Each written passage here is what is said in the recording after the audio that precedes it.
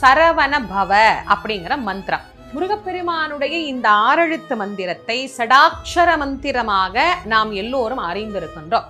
இத ஒரு எழுத்து முன்னே ஒரு எழுத்து பின்னே இப்படி மாத்தி மாத்தி நாம போடுற போது நிச்சயமாக அவை வேறு வேறு பலன்களை தரும். சரவண பவ அப்படின்னு நாம உச்சரித்தால் அனைத்தும் நமக்கு வசீகரமாக மாறும். ரஹன பவச அப்படின்னு உச்சரித்தால் செல்வமும் செல்வாக்கும் நம்மிடத்திலே கூடும். ஹனபவ சர அப்படின்னு நாம உச்சரித்தால் நோய் பகை இவை நம்மை விட்டு ஓடோடி போகும்.